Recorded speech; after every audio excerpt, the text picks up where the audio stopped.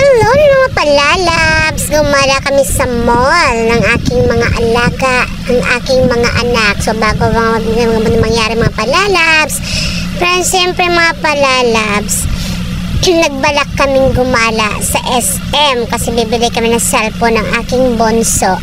Mga palalabs, bago mangyari payaan, siyempre naglalakad po muna kami sa kainitan ng araw. Ayan, kung makikita nyo ang aking mga bulanggets, ang aking mga alaga, nandidiyan. Pagdating namin mga palalabs, ang layo pa aming nilakad kasi siyempre palalabs, kulang ang aming pera. Ayan na palalabs, ang bilis ng oras at dumating na kami sa SM. Kasama ko mga palalabs ang aking mga junakis. Yung palalabs, dati dalawa lang, ngayon naging 4 na. Ayan palalabs, magkasama palalabs yung aking panganay at ang isa kong alaga, anak ng aking kapatid mga palalabs, at ang aking bunso, at saka anak din po yun ng aking kapatid na lalaki. Ayan palalabs, sa akyat po kami, nauna pang ang palalabs ang aking babaeng anak. Dahil siya'y maarte, gusto niya palalabs dumaan kami sa elevator. Abay, hindi na pwede mapalalabs dahil matagal-tagal pa mapalalabs yan bago bumaba ang escalator. Kaya sabi sa kanila, dumaan na lang tayo sa hagdanan. Pero ang anak kong bunso ayaw magpapigil. Dahil sa tagal na paghihintay namin, iniwanan ko sila mga palalabs. At ngayon yan, dadaan na po kami dyan sa elevator. O, diba mga palalabs? Kaya syempre, todo pa rin video ang inyong iyay. Ayan, kasi syempre, isa tayo mga cameraman. Kailangan doble ingat tayo mga palalabs. Dahil mamaya pag nawala ang isa, mahirap magbayad ng hindi nating sariling anak. Ewan, todo bantay tayo dyan, no? Maliban sa CCTV sa mall, may CCTV rin tayo na bit-bit. Baka malingat tayo sa mga pamangkin nating gala at hindi natin makita. Pumunta kami pala sa may cellphonnan at bibili kami ng cellphone ng aking bunsong babae. Abay, ang gusto'y iPhone. Napakasosyal pa ng aking anak at hindi naman kakasya ang pera dahil ang pera niya palalabs ay 10,000 lang. Yan po yung napag-ipunan niya noong December o sa loob ng isang taon na ipon niya dahil gustong bumili ng iPhone. Hindi kinaya. Abay, lumipat pa sa ibang lamisa dahil gusto doon ay mas maganda at hindi niya kinaya ang presyo dyan at bumalik na naman siya sa isang table kung saan napakababang mga cellphone lang dyan na mga hinahanap namin mga palalabs at nakakita na siya. Ayan kanyang hinawakan at yan kanyang naibigan. Samsung yan mga palalabs, o baka namang Samsung. Nice! At yan na po aming binili ang kanyang hinawakan at hindi na kami naghanap. Pagkatapos may sobra ng kanyang pera, pumunta po kami sa palaruan at nag-isip bata yan sila dyan.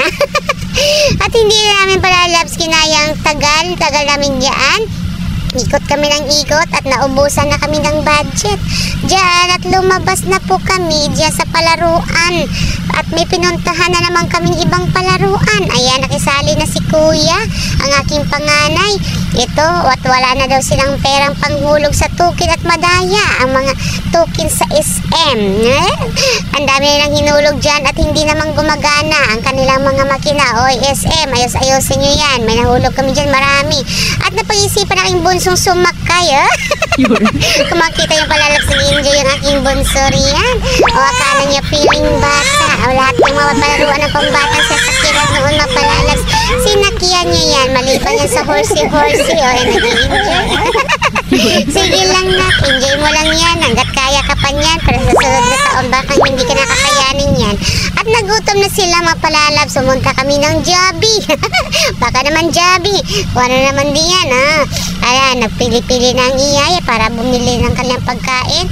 At pagkatapos umorder, ako pa rin nautusan kumuha ng mga order nila mga palalabs. Kawawa naman si iyay, siya na nga nagbayad, siya pa rin kumuha ng mga pagkain. Naawa yung aking bunso dyan mga palalabs at tinulungan niya naman ako magbit-bit ng aming order dahil nga maraming tao, sikipan po yan dyan at kinuha na ng aking bunso ang asa naming order. Hinintay ko palalabs yung aming inatirang order at may kulang pa kasi ang sabi ko sa kanya, nasaan ako ang aming ice cream, bakit wala pa? Ayat nahiya, ibinigay Charot. Pinakita ko yung aking resibo at marami pa siyang kulang na hindi na ilagay. Ayan, ibinilagay niya ng aming ice cream at kaya bilang na bilang ko, baka may makulangan, no? Kinuha na namin yan, palalabs at tapos ng aking order. Mahirap pa magbitbit palalabs at may dalang kamera. Baka malingat tayo palalabs at makulangan yung ating dala-dala. Pagdating namin sa table ko, nasa lubong aking bunso at bumalik naman ulit siya doon sa table para ayusin po yung kanilang mga kakainin. No? Ang bait ng aking bunso, basta sa pagkain, mabait yan kasi alam mo, nagmamadaling kumain. Hindi talaga yan totoong mabait, charot. Nagbibigyan niya na yung kanyang mga pinsan, kanyang kuya, at pati na rin sa akin, merienda lang ako diyan. At yun ng mga palalabs, nag-enjoy naman po sila, nawan naman sa sunod namin paggala, at mabidyohan naman namin, at mag-i-enjoy na naman sila ulit. Yan mga palalabs, bye-bye muna, at kakain muna kami. Bawal kaming istorbohin, lalo't konti lang aming mga order, at makikita nyo ang aming mga subo. Ayan mga palalabs, bye-bye, see you naman sa next video.